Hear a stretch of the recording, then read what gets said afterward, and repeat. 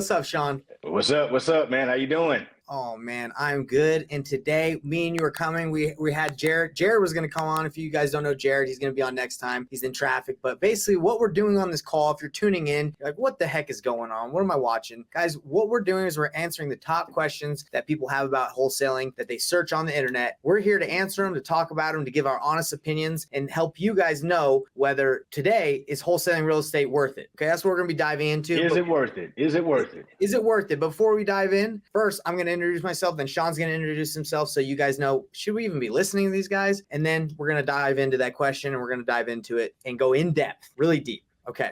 So my name is Nathan Payne. I've been in the industry for over 6 years now. Been wholesaling, done hundreds of deals, done millions of dollars in transactions. And I'm going to tell you if I really think it's worth it today on the call. That's who I am. Sean, who the heck are you, man? Man, I'm Sean Young out of Atlanta, Georgia. Like Nathan, I've been in the industry for a little over 10 years, done hundreds of deals, made millions of dollars, helped others do the exact same thing. I transferred that into a virtual assistant company so I could definitely help others scale. And that's where we are now, man. So we're out here trying to help folks live the dream. The dream. But is it really a dream, Sean?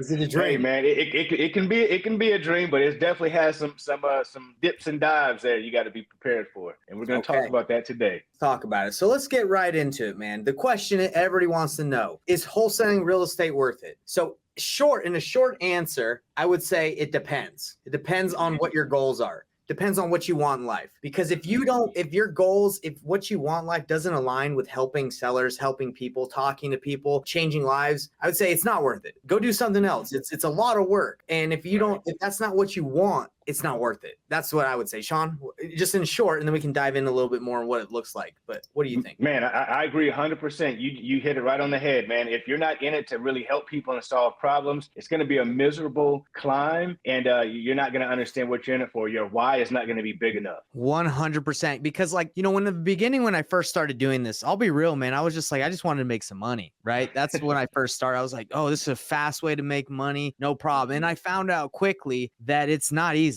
It's not easy. So then I started realizing, like, okay, what's going to actually help me to get this done? And when I started learning that it's not about the home, it's not about real estate necessarily in wholesaling. It's about solving problems and solving issues and loving and caring for people. And I know a lot of people are probably like, what? You're taking their houses at a discount. How is that loving them? Sean, you want to explain a little bit more about how we help people? 100%, man. Just like I said, man, we're not out here looking for deals. We're looking out here to help people with problems that we can help them solve. So in exchange for price, we provide speed and convenience. We provide them a good peace of mind. And you're saying to yourself, well, why would someone even sell their house for a discounted rate? Well, why would someone take a Super Bowl ring into a pawn shop? Well, it's an urgency. They need, speed and convenience. So in exchange for that, they exchange that for a discounted price. It's the same thing, guys. We're out here helping people solve problems. Yeah, exactly. It's like I always think about car dealerships too, because people are like, why would you sell your car to a car dealership? They're just going to rip you off, right? Well, why do people do that? Because they don't want to have to deal with selling it themselves. They don't have to deal with all the people that are going to lowball them. That's what we deal with, right? We deal with the people that just, again, want the speed, convenience, ease. They don't want to hassle with it. I have my house right now listed on the real estate market with a real estate agent. It's not convenient. I have people coming into my house every day, people that say they're going to buy it. They don't make offers.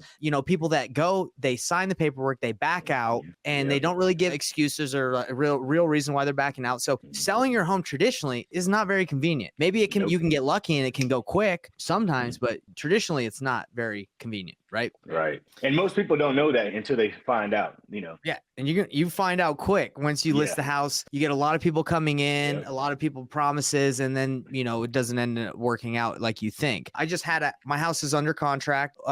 It was under contract. It was on the market for a week and a half, went under contract. The day before due diligence ends, she gets the buyer backs out, doesn't really give a good reason. Now we're back on the market, wasted what, 2, 3, no, there was 2 weeks of due diligence after the week and a half. So we've wasted almost a month, and that's frustrating. And if you have to sell your house fast, That's annoying, right? Annoying. Now, luckily, I don't need to sell like I'm not in a rush, but there are people that are in a rush. There are people that have so much money that they don't care about listing it and going through all the rigmarole of all that. They just want to get it done. I did a deal with this guy who was a millionaire, multimillionaire, and he had a tenant in one of his $1 million mansions that he was renting out, and he didn't want to deal with the tenant. The tenant stopped paying. The tenant was a bodybuilder. He had tats everywhere. He had like tattoos in his cheeks, and he was a giant. He was scary. And the old man that was a millionaire was like, I don't want to deal with that, man. I got money. I got things to do. I don't want to deal with this guy that could beat me up. Just buy it for me at a price that makes sense, and let's get this done with. So I bought it, took care of his problem. So it's not always about the money for when people sell to investors. It's about, again, speed, convenience, and ease. Wholesaling doesn't have to be complicated or lonely. Join my free Facebook group, Painless Flipping, Wholesaling Real Estate Simplified, where we're building a community of wholesalers crushing their goals. You're going to get access not only to free training, but tools and even one-on-one help to land your next deal. The link is in the description, so don't miss out. So I'm sure you have some experiences, Sean, that you've helped some people. Obviously, we help people almost on every transaction. Exactly. So, you have anything that's popping in your mind? Man, I have a situation that was a creative deal that actually turned into a creative deal. It was going to be a wholesale deal, but this is right when I was getting started. I had really no clue what I was doing. I was feeling my way forward, but I knew I wanted to help a couple. It was a couple whose husband worked for the airlines. I won't mention the airlines, but he was about to be laid off. It was during the time when a lot of airlines were laying folks off, and they didn't want to run the risk of foreclosure. So there I came in, able to provide speed and convenience in exchange for a good price. Right. Turns out that the house was in much better condition than I initially thought it was. So instead of doing the wholesale exit strategy, I ended up doing what's called a sandwich lease option. So I was able to get them out of the property, get them into another property because, of course, it's a long process. But guys, I was able to help somebody out. And that was my first deal, thinking that it was going to be a wholesale deal. Right. But the exit strategy ended up being what made most sense for the seller and for myself and for the new tenant buyer that got in place. I love it. I love it. And I have someone on here that's watching on TikTok saying he prefers wholesaling. Now, wholesaling, that's the beautiful thing about what we do. When I say wholesaling, it's just like it's a term that encompasses pretty much what we do. But really what we do is we structure the deal to make sense. Like you said, sandwich lease. Wholesaling is another option. You buy it, you close on it, and then you lipstick on a pig, you just put paint and carpet and you resell it. Great strategy. What we do is we just look at the problem and how do we solve that problem with sub-2, creative, novation. It doesn't matter. There's a lot of extra strategies, but when we say is wholesaling real estate worth it, I would say maybe change the word wholesaling and say is investing in real estate worth it? Right.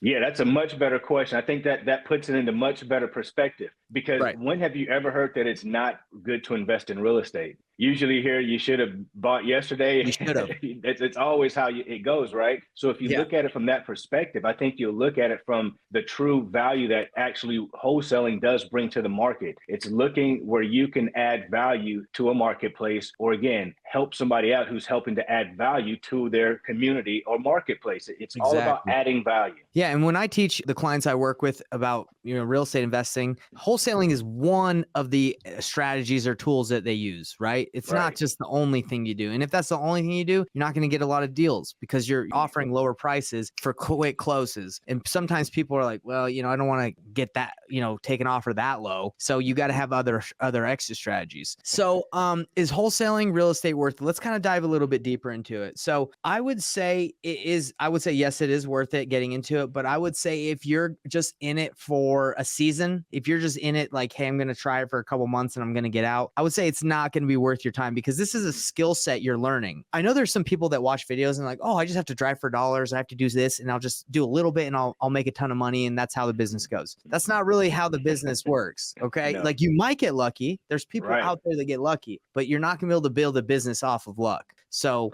if you're just in it for a short period of time, Sean, I don't know. I don't think it's worth it to get in for a short period of time. It's a total waste of money. It's a total waste of money. And those who are in it for a short period, Nathan, they are attracted to the low barrier of entry that they hear wholesaling, has attached to it. I don't need any money, no credit. So it attaches a particular group of people that are looking for like a get rich overnight kind of scheme to an extent. I'm not telling you that that's all that it attracts, but definitely it attracts a large portion of people who are, like you say, they're in it for a quick season. They're going to figure out how they can, get as much as they can out of it. They think they can do just what you said, spend a Saturday, drive around town for about 2 or 3 hours and, Oh, good write down, luck.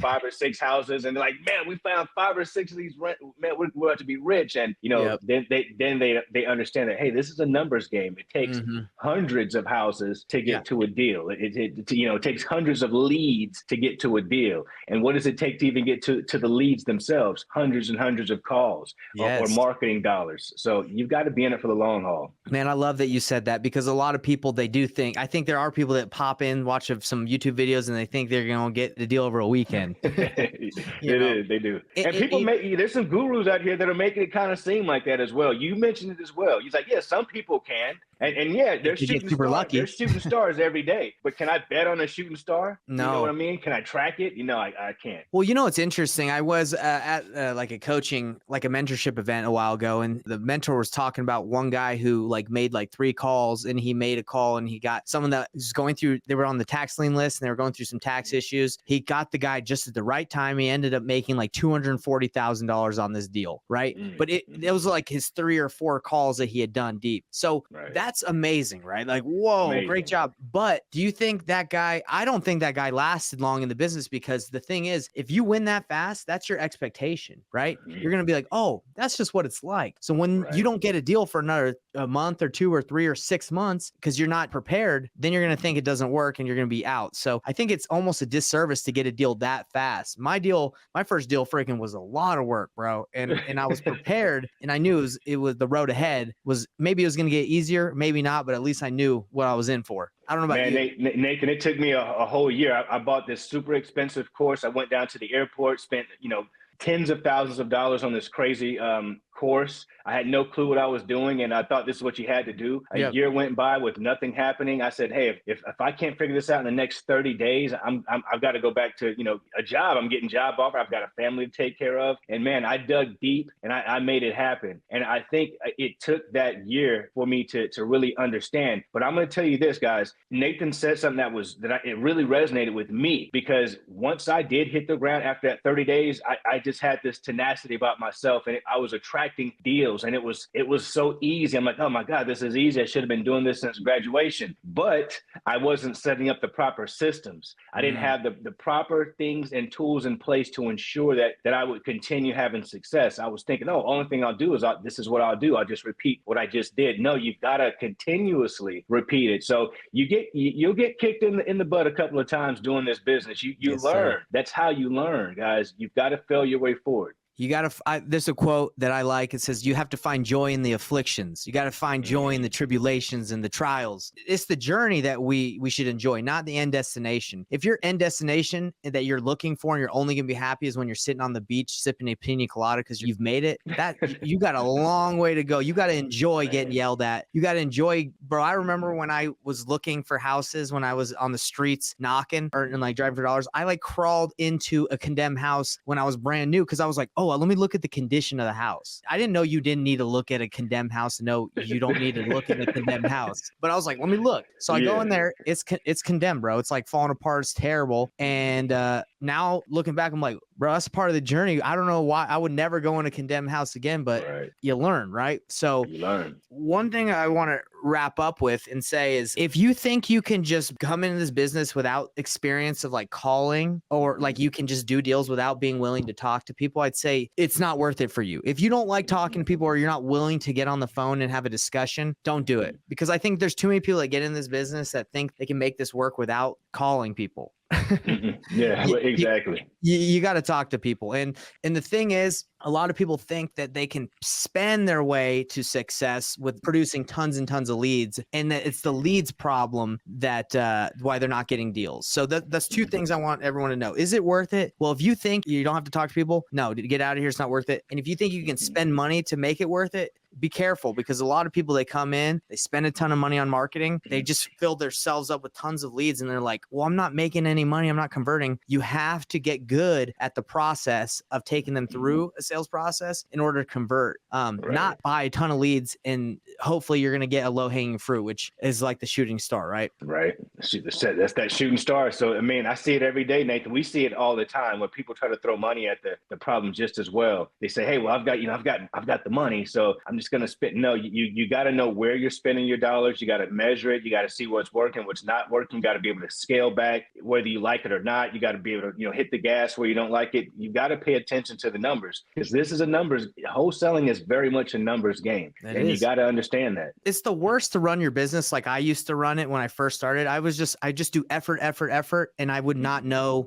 if I was going to get a deal. I was like, well, it's got to be coming soon, because I didn't track anything. I just was like, let me just talk to as many people as I can. I don't know how many I did, how many offers I made, but really, like you said, it's it's a numbers game. So another thing is getting into wholesaling. I believe real estate investing is worth it, but it's not worth it if you're not willing to keep track of your numbers, be a legit entrepreneur, run a business, talk to people, and do all the things we talked about. This is not a fly-by-night business where, again, you just roll the dice and you can make 20K. This is a legit business that I think a lot of people, as time goes on, they're going to exit because the barrier to entry is going to get, higher. And this is legit. You got to be legit if you want to do this business and be profitable. There's a question that came through here, Sean. I want you to answer it and then we'll wrap up. Do we only wholesale, or do we work with sellers and buyers too? Yeah, absolutely. I mean, we definitely do other deals aside from wholesale. Like Nathan mentioned earlier, wholesaling is one strategy. Once you actually become a good problem solver, you put the best exit strategy in place that makes sense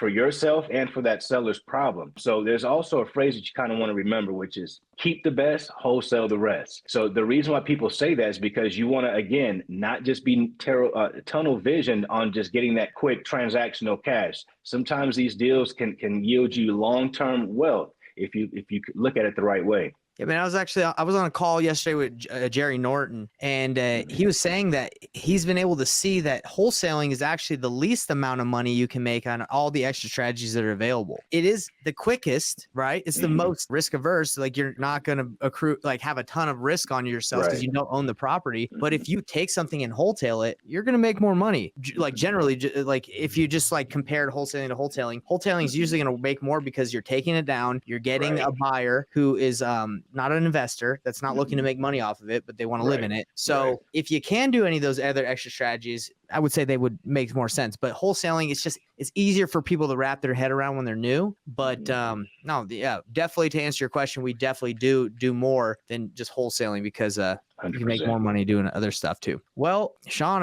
I think we did a really good job breaking it down. Do you have anything else you want to talk about on when answering the question, is wholesaling real estate worth it? Man, I think we about wrapped it up, brother. But this is definitely what I want to say, guys. Go out there and make it happen. Wholesaling is worth it, but it depends on how you approach it. Approach it like a business. Be willing to solve problems. Be willing to talk to people, and know that this is a journey. Enjoy the journey. You're gonna reach the destination, but don't focus on the destination. Enjoy the journey. Yeah, and I'll add to that. Reason why I got started in wholesaling back in the day, I'm sure it was with Sean and most people, is because I saw it as a stepping stone to owning more real estate, to being able to pick and choose the right ones. And I've been able to get some rentals. I've been able to do some cool things. Like I have an Airbnb in Florida that I never thought I would have. Like, there's some cool things that happen. But if you're just looking to make money and you don't care about the people or owning more real estate in the future, maybe go sell insurance or something, Go do something else. Yeah, right. Yeah, don't come in our industry and mess around. But if you come in and do the right thing, by all means, we welcome you, man. Yeah, and again, to wrap up, if you like what we're talking about, Sean has got an amazing virtual assistance company. How can they reach out to you, Sean, if they want to check that out? If you guys are looking for a professionally trained, monitored, managed virtual assistant that uses AI technology, head over to reiworldsolutions.com. Let me know that you saw me here with Nathan. I'll take great care of you. I love it. And for me, guys, if you want to get into wholesaling or real estate investing and you don't know where to start, maybe you've joined a couple different programs and you feel really overwhelmed and you're like, man, I wish I had someone that could hold my hand. That's what we do at Painless Flipping. We make the investing journey painless by working with you one-on-one and taking you through a really structured process that teaches you how to win along the way instead of just getting overwhelmed and feeling like, I don't know what to do. I got your back. That's what we do. Check out painlessflipping.com. And Sean, we'll see you next week. All right. So here's your next step, everybody. Join my free Facebook group called Painless Flipping Wholesaling Real Estate Simplified. If you're ready to take action and close your deals faster, this is where you need to be. You're going to be getting live trainings, free resources, and support all along your way. Link is below in the description, so just click it there. And don't stop there. Watch the next video here to learn more about wholesaling strategies that will help you get your next deal faster. Click it now and let's keep the momentum going.